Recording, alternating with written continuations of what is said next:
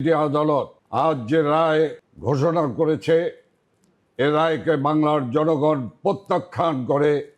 এই রায়কে বাংলার জনগণ মানে না, মানবে না। যে আদালত, অবৈধ আদালত রায় দিয়েছেন, আপনারা জানেন এই অবৈধ আদালত 14ই আগস্ট মামলা শুরু করে 17ই নভেম্বর এই মামলা শেষ করেছে। 20 দিনের মধ্যে 84 জন সাক্ষীকে সামনে রেখে মাত্র 54 জন সাক্ষীকে হাজির করে 20 দিনে এই মামলা শেষ করেছে।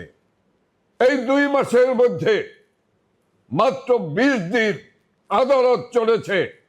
আর এর প্রধান বিচারক গত 1 মাস যাবৎ তিনি ছিলেন অনুপস্থিত।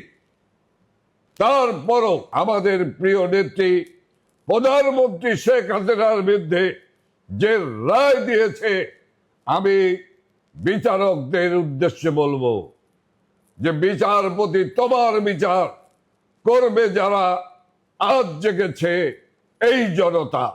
এই রায়ের প্রতিবাদে আগামীকাল সারা বাংলাদেশে সকাল সন্ধ্যা শাটডাউন পালিত হবে।